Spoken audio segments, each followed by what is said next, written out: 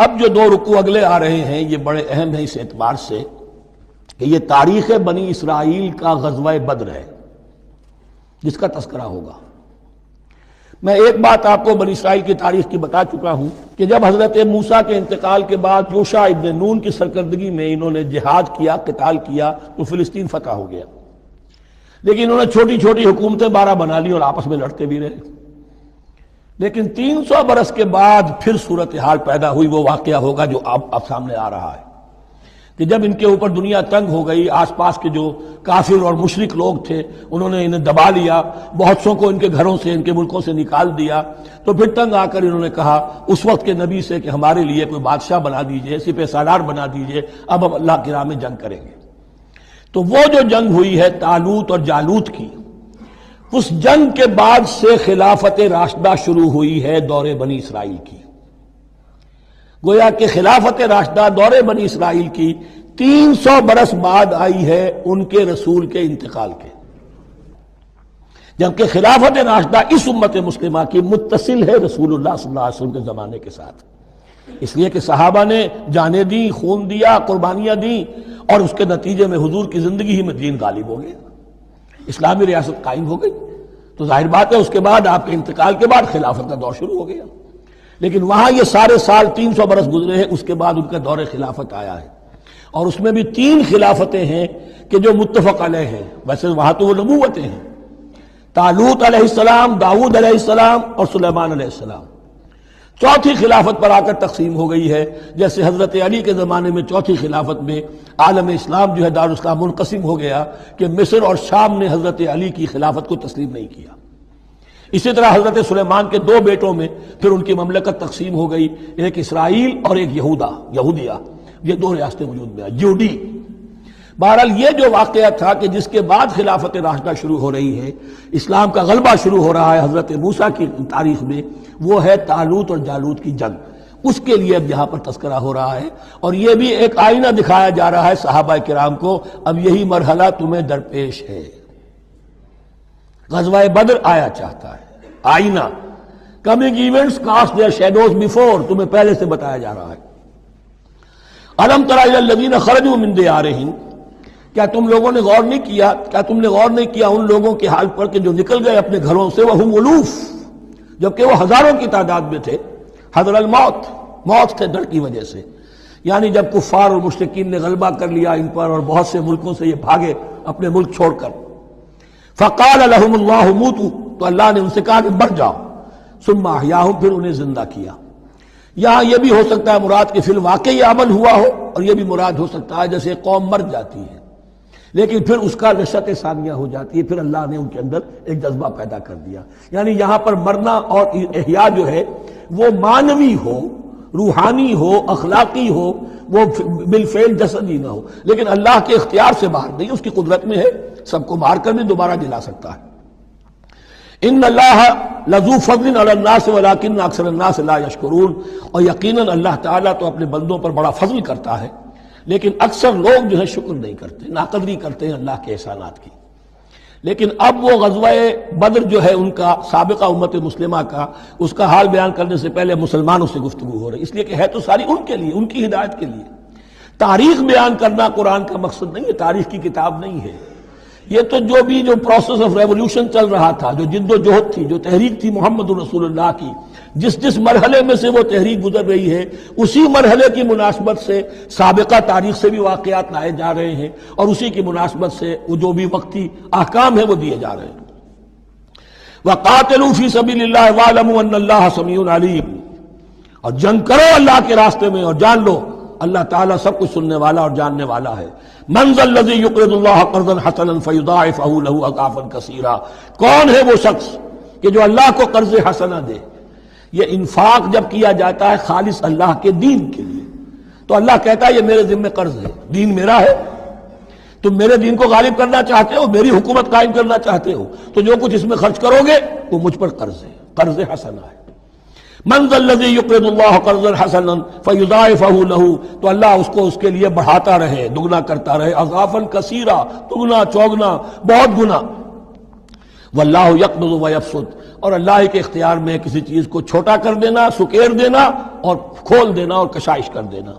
وَإِلَيْهِ تُرْجَعُونَ، اور اسی کی طرف تمہیں لوٹا دیا جائے گا۔ یہاں دیکھیے یہ دونوں چیزیں، جہاد بالنفس اس کی آخری شکل قتال، اور جہاد بالمال اس کے لیے پہلے لفظ آ رہا تھا انفاق، اب قرض حسنہ، اللہ کو قرض حسنہ۔ أَلَمْ تَرَ إِلَى الْمَلَإِ مِن بَنِي إِسْرَائِيلَ مِن بَعْدِ مُوسَىٰ، کیا تم نے غور نہیں کیا موسیٰ کے بعد بنی اسرائیل کے سرداروں پر، ملا من بعد موسیٰ، اذ قالوا لنبی لہم، جبکہ انہوں نے اپنے نبی سے کہا۔ یہ تو میں آپ کو حدیث سنا چکا ہوں، کوئی وقت ایسا نہیں گزرا حضرت موسیٰ کے بعد کہ نبی کوئی نہ کوئی موجود نہ رہا ہو، حضرت عیسیٰ تک۔ اس زمانے کے جو نبی تھے ان سے انہوں نے کہا لَهُمْ مُبَعَثْ لَنَا مَلِكًا نُقَاتِلْ فِي سَبِيلِ اللَّهِ، اب ہمارے لیے کوئی بادشاہ مقرر کر دیجئے تاکہ ہم اللہ کی راہ میں قتال کریں، جنگ کریں۔ یہاں بادشاہ سے مراد ہے جو سپہ سالار ہو۔ نبی ہے تو ظاہر بات ہے کہ نبی کا رتبہ تو بلند رہے گا، لیکن نبی کے تابع ہو کر کوئی شخص کہ جو جنگ کی سپہ سالاری کر سکے اس کو نامزد کر دیجئے۔ قال هل عصیتم ان کتب علیکم القتال الا تقاتلوا، جو نبی تھے یہ سموئیل نبی تھے، سموئیل، یہ آپ اولڈ ٹیسٹمنٹ میں پڑھیں گے سموئیل نبی۔ انہوں نے کہا کہ اس کا بھی اندیشہ ہے کہ جب جنگ فرض کر دی جائے اللہ تقاتلوا، پھر تم جنگ نہ کرو، یعنی ابھی تو بڑے تمہارے دعوے ہیں، بہادری دکھا رہے ہو، بڑا جوش و خروش ہے، کہیں ایسا تو نہیں ہوگا کہ ادھر سے میں اللہ تعالیٰ سے اجازت بھی لوں جنگ کی اور تمہارے لیے کوئی سپہ سالار یا بادشاہ بھی بنا دوں اور پھر تم جنگ سے کرنی کترا جاؤ۔ قالوا وما لنا الا نقاتل فی سبیل اللہ، ان کا کیا کیسے ممکن ہے کہ ہم اللہ کی راہ میں قتال نہ کریں؟ وقد اخرجنا من دیارنا وابنائنا، جبکہ ہمیں نکال دیا گیا ہے ہمارے گھروں سے اور ملکوں سے اور اپنے بیٹوں سے، یعنی ان کی اولاد کو تو انہوں نے غلام بنا لیا، ان کی عورتوں کو باندیاں بنایا، اب یہ تو نکلے ہوئے ہیں اپنے ملکوں سے، خوف سے بھاگے ہوئے۔ فلما كتب عليهم القتال، تو جب ان پر وہ جنگ فرض کر دی گئی، تولوا الا قليلا منهم، تو پیٹھ پھیر گئے سب کے سب سوائے کچھ لوگوں کے۔ یہ گویا کہ تنبیہ کی جا رہی ہے مسلمانوں، تم بھی بہت کہتے رہے ہو کہ حضور ہمیں جنگ کی اجازت ملنی چاہیے، ہم کب تک یہ ظلم سہیں گے، لیکن ایسا نہ ہو دیکھو اب جب جنگ کا حکم آئے، اب پڑھ چکے ہم وہ آیت کتب علیکم القتال وہو کرہ لکم، اب اچھی نہیں لگ رہی جنگ، جان تو پیاری ہے، تو اب دکھا دیا گیا وہاں بھی یہ ہوا۔ واللہ علیم بالظالمین، اور اللہ ایسے ظالموں سے خوب باخبر ہے۔ وقال لهم نبیہم، اور ان سے کہا ان کے نبی نے، ان اللہ قد بعث لکم طالوت ملکا، تمہارے لیے اللہ تعالیٰ نے طالوت کو بادشاہ مقرر کیا ہے۔ ان کا نام تورات میں آیا ہے سول یا ساؤل، SAUL۔ اب یہ سمجھ میں نہیں آتا، ہو سکتا ہے کہ اصل نام ساؤل ہو، لیکن چونکہ وہ بہت قداور تھے، طول قداور، اس لیے ان کا ایک صفاتی نام ہو طالوت۔ قرآن مجید نے صفاتی نام دیا ہے کہ وہ بہت قداور تھے۔ قالوا انا یکون لہ الملک علینا، اب انہوں نے کہا کیسے ہو سکتا ہے کہ اسے بادشاہت ملے ہمارے اوپر، وَنَحْنُ أَحَقُّ بِالْمُلْكِ مِنْهُ، ہمیں زیادہ حق حاصل ہے اس کے مقابلے میں کہ ہمیں بادشاہی دی جائے۔ وَلَمْ يُؤْتَ سَعَةً مِنَ الْمَالِ، وہ تو مفلس ہے، اسے تو اللہ نے کوئی زیادہ دولت دی نہیں ہے، کیونکہ ان کے معیار تو یہی تھے جو دولت مند ہے وہی صاحب عزت ہے۔ قال ان اللہ اصطفاہ علیکم، اب نبی نے کہا اب جو چاہو کہو، اللہ نے اس کو چن لیا ہے تم پر، یہ فیصلہ اب ہو چکا، اللہ کا فیصلہ ہے، ڈیوائن ججمنٹ ہے، ڈیوائن ڈیسیجن ہے، کین ناٹ بی ریووکڈ۔ وَزَادَهُ بَسْطَةً فِي الْعِلْمِ وَالْجِسْمِ، اور اسے کشادگی عطا کی ہے علم اور جسم دونوں چیزوں میں، قداور ہے، طاقتور ہے، اور اسی طریقے سے علم اور فہم دیا ہے۔ تم دولت دیکھتے ہو، اللہ نے چنا ہے ان دو چیزوں کی بنا پر، جسمانی طاقت، جسمانی قوت، اس دور میں ظاہر بات ہے اس کی بہت ضرورت تھی، اور دوسرے یہ کہ اسے علم دیا ہے، فہم دیا ہے، سمجھ دی ہے، دانش دی ہے۔ واللہ یؤتی ملکہ من یشاء، اور اللہ تعالیٰ جس کو چاہتا ہے اپنی بادشاہت دے دیتا ہے۔ واللہ واسع علیم، اللہ بہت سمائی والا ہے، واسع، اس کی وسعت جو ہے وہ عطا ہے، اور علیم، اور سب کچھ واسع علیم، جاننے والا ہے، یعنی وہ جس کو جو کچھ دیتا ہے بربنائے علم دیتا ہے، کون اس کا مستحق ہے۔ وقال لهم نبيهم ان آیۃ ملکہ ان یاتیکم التابوت فیہ سکینۃ من ربکم وبقیۃ مما ترک آل موسیٰ وآل ہارون تحملہ الملائکہ، اور ان سے کہا ان کے نبی نے کہ طالوت کی بادشاہت کی ایک نشانی یہ ہوگی کہ وہ صندوق جو تمہارے سے جاتا رہا چھن چکا ہے، جس میں سکینہ ہے، تمہارے لیے تسکین کا سامان ہے تمہارے رب کی طرف سے، اور بقیت مما ترک آل موسیٰ و آل ہارون، اور کچھ تبرکات ہیں جو آل موسیٰ اور آل ہارون کے اس صندوق میں رکھے ہوئے ہیں، تحملہ الملائکہ، وہ ملائکہ کی تحویل میں ہے۔ اب ان کی بادشاہی کی علامت کے طور پر وہ صندوق تمہارے پاس واپس آ جائے گا۔ اصل میں یہ تابوت سکینہ جو ہے یہ ان کا ایک بڑا لکڑی کا صندوق ہے، اب بھی ہے، ان کا دعویٰ ہے کہ موجود ہے، اور مسجد اقصیٰ کے نیچے جو سرنگ ہے اس میں موجود ہے۔ بعض ذرائع سے فوٹو لے کر بھی انہوں نے ڈاکومنٹری فلم بھی ابھی دکھا دی ہے کہ موجود ہے۔ نبوکدنضر نے جب گرایا تھا 586 قبل مسیح میں، جو حضرت سلیمان کا بنایا ہوا ہیکل تھا، اس کے تہخانے میں وہ رہتا تھا، اور وہیں پر جو ربائی تھے وہاں موجود تھے، ربانیین۔ تو جب گرایا گیا ہے اس کو، ہیکل کو، تو اسی میں وہ دب گئے ہیں،